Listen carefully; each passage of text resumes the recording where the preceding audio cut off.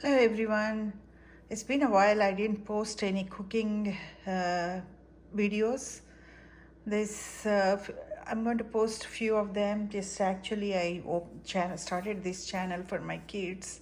I was going to teach them Indian food, how to cook, and this is a plain dal. I'm going to make it today. One more ingredient I forgot, I'll bring that. And the dal I'm using here is moong dal. Moong dal is a green gram dal. It's a skinned green gram, whole green gram. We split and skinned green gram. So this is like a plain, simple, if you are in a hurry, this is an easy recipe and very tasty. So to make this, we need 1 cup of, I took 1 cup of green gram dal, and also like about half a cup of cut onions. You don't have to be finely chopped. You can just chop them however you want. It doesn't really matter. You can finely chop too. And curry leaves. This is an optional thing. If you don't have curry leaves, don't worry. But I just took two big cloves of garlic. That is also like a, I don't say that is optional. I really prefer to have a garlic, and also cumin seeds, about quarter teaspoon, and mustard seeds a quarter teaspoon, and green chilies. I always in my previous videos also I said we don't. These are the small Chinese. You can find them in Chinese and Indian stores. These are very spicy. It depends on how much you can tolerate. You don't have to use only these chilies, but I wouldn't use jalapenos or serrano peppers or something really spicy ones, or something like a medium spicy or something. This is really spicy, but we can eat it because we don't eat this. Actually, we just put it in there. It is on the side. Some people who can eat very spicy will eat it, but I usually don't touch it. I'll just move it away and throw it away. So when you come across this while you're eating your dal, just remove it. Don't chew on it. The other day I gave some dal and rice to a friend, and she thought she should eat it, and she ate it, and she was going nuts. She couldn't tolerate it. So I would never say, if you see red chilies or green chilies in your food, Indian food specifically, don't try to chew that, unless you can tolerate the heat. These are very spicy. I cannot. I eat very mild food, so I eat without. My husband will eat with the green chili. He chews that. He likes it, but I can't. So I'm going to take. What I do is, since the Indian store is not close by to us, I don't want to go every week to get them. So once in a month, I'll go get how much ever I need, and I bring them, wash them, dry them again, and put them in this container, in the BPA free container, and put it in the freezer so I can use all month long. So I took 4 of them. I'm going to cut them into half. And another thing I do that way is the cilantro. Cilantro also, it's a lot cheaper in Indian stores. You can find in Walmart or Kroger or somewhere, but they are very expensive. So I go for $1, I get a big 3 bunches of them in Indian stores. So I get it and cut them and wash them and cut them, and then dry them on the paper towel, regular kitchen towel. And once they are dry, I put them in this. So if it is wet, it kind of gets all icy and all that. So I just dry it and put it in there. This is you can put your hand and see, this is how it is. So I take a little bit of that too. It doesn't have to be, oh my, I almost dropped my camera. So that too. And next thing is, I'm going to wash this dal. The dal, some people do it without washing also. It's up to you. I'm going to fry it again in the oil. So some people like it without washing, but I like to wash it. I'll wash it and remove all the water and bring it back. And in the meantime, I'm going to tell one more thing I need is a two to three tablespoons of oil, any oil, but I don't think olive oil or avocado oil tastes better with Indian food, but I use peanut oil. Peanut oil or sesame oil are the best for the Indian food. Some people use ghee, that's fine too. And some people use vegetable oil and all that. I wouldn't recommend those, but if you like it, that's what you use in your kitchen, don't go ahead and do it. So I'll be right back after I wash the dal. I have my dal washed and I drained all the water. I'm just draining still it is, if there is any drops, couple of drops of them, I just want to drain it, all of it. So, and this one, and I put the vessel on the pot on the stove. I'm going to take oil now.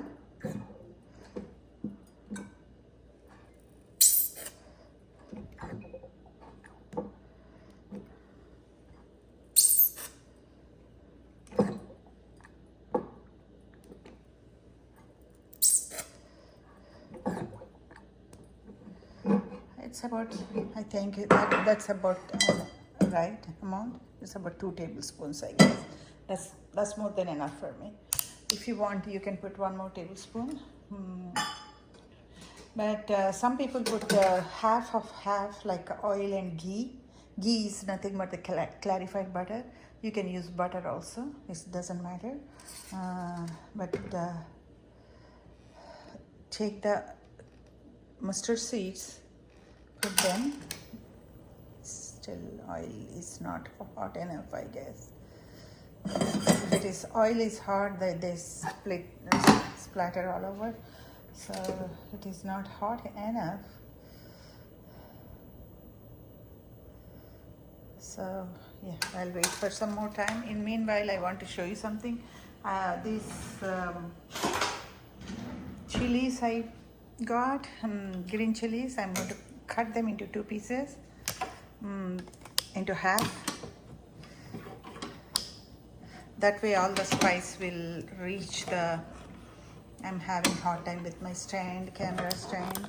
It's not standing very well. I ordered another one, but that is not bending at all. So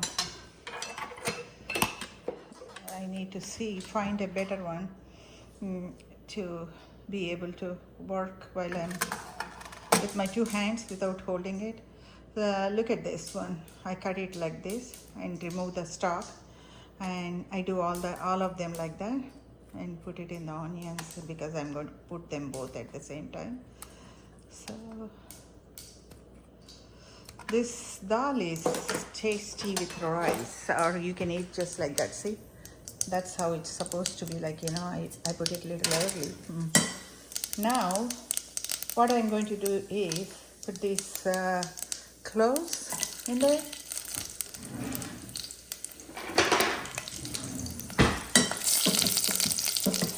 I lower the heat a little bit on a medium low kind of, and now put the curry leaves, which are optional. If you have it, use it. Otherwise, don't worry about it. Don't let that bother you too much. If you have it, it is health-wise, it is really good. So you might want to use it. Now, see, I need my both hands. Let me hold it this way. And onions and chili. I definitely desperately need another stand. This stand is really not working.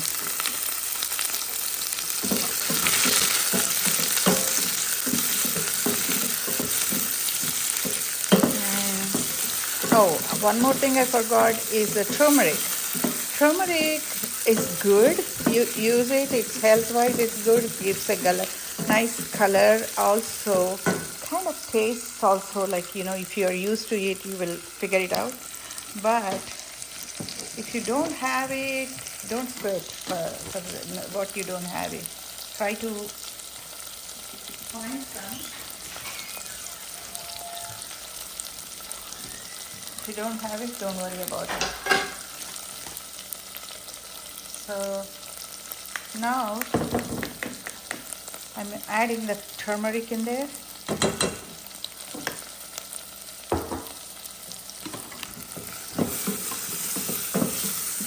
This is slightly fry it, like 5 to 7, 8 minutes, I guess, not too long, so that the onion will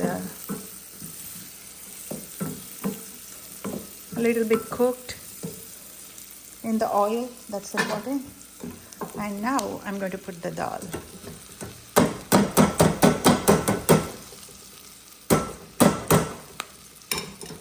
This is hard, the wet one. That's why a lot of people don't like washing it. But for me, I don't know how they processed it. I just want to clean it. Some people wash it, some people don't. It's up to you. Or you can do one more thing. Wash it as soon as you get from the store and dry it immediately in a hot sun. Open at hot sun and then box it again and keep it. But I'm a little nervous about that.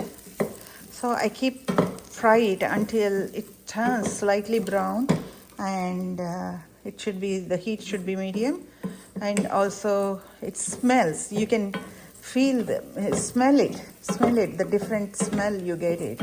Very good, nice fried smell of the dal. So until then you fry it. It takes about 5 to 10 minutes, and I'll be right back with you. And what do we have to? I need to pour some water. I'll get the water. I can smell it. It's a very nice aroma of the dal frying. It's enough now. Look at the dal, slightly changed. You may not see it very well in the video, but you can see. I took about 3 cups of water for this. Pour the water. And one more thing about the garlic I want to say. Not everybody uses garlic. Some people use finely shredded ginger. Some people use, instead of garlic or ginger, some people have some religious restrictions. They kind of use asafoetida. They fry the asafoetida instead, like in there. Like I'm putting the what is it called, cilantro in there. You can put little more also if you like to. That's enough for me. Like too much leaves, some people don't like it, so I put little. So this is, I let it cook. I totally don't cover it because it's going to overflow. Like, you know, when it's boiling, it might come out and mess everything. So I put medium flame on a medium stove, a burner. It is not a very small burner, it's kind of medium burner on a medium flame. Mine is a gas stove. If you're cooking on a electric stove, you need to be really careful the heat. Indian cooking doesn't go very well with electric stoves anyway. So I'm not going to put salt now. Salt will be at the end, almost at the end. The dal need to be cooked completely before I put the salt, otherwise it won't cook very well. So I'll leave it now. Like it takes about a 15-20 minutes to cook. I'll come back and show you how it is cooked. So it's taking very slowly. Since I'm not moving, and if you are moving out, maybe better lower the stove, but I'm going to stay here. I'm going to change it to medium high. It's going to process a little quicker, but mine is a gas stove. It is not a very small, but it's a kind of little bit bigger than this one. So burner, so be careful when you play with temperature over there. I come back and let's see how the dal is doing. Okay, the water is evaporated, most of it was cooked, so I'm adding, this is 2 cups, but I won't add all at a time. I added approximately 1 cup, and let it cook some more time, about 10 more minutes. We'll be back in 10 minutes. Okay, looks like it's cooked. I don't need to put that extra cup of water. totally I used 4 cups of water for 1 cup of dal. I never usually measure. I'm doing this for you also to understand. Usually I never, but if I'm using a different dal like a tur dal or something, it is also called har dal, tur dal, and that one needs it is a little work. It won't cook so quickly, so I use instant pot or a pressure cooker or something like that. Instant pot is a pressure cooker though. So to know if it is cooked or not, take a grain and mash it and see like it is cooked. It doesn't take too long for this to cook. Now you can mix it. Usually I won't touch it until it is completely cooked. There's still little water there, that's fine. That's how consistent it should be. Like if it is too hard, also it doesn't taste good. It doesn't feel good, like the feel of it, like when you're eating, it has to be good to eat too. Like it is too hard, and after it cools down, it kind of gets a little more harder. So this consistency is good, and I'm using about 1 spoon of salt because you may need a more, but we use very little salt for health issues. So I don't want to get a blood pressure or something. So see, this is the consistency I'm looking for. This is how it should be. It shouldn't be too hard. Okay, this is how it is. If you want to season it, take a little teaspoon of oil and put some cumin and mustard seeds in there. Put some curry leaves in there and a little red chili cut into pieces and drop in there. And if some people like to put some little asafoetida or something and season it on the top, like but I already used oil. That oil is enough for my household, so I don't want to use more oil. Even if it is a teaspoon or a half a teaspoon, I don't need it. So this thing. And one more thing I forgot to tell you is, if you don't have green chilies, you can use red dry chilies also. Some people use even chili powder, but I don't prefer that in this dal. This is called moong dal. It is a green gram dal.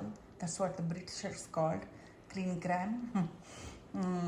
In English, that's what it is in English, but American English is different. So you can eat with roti, puri, bread, and rice, quinoa. Any kind of millets you cook, eat with that. It tastes really good. I use quinoa with quinoa too.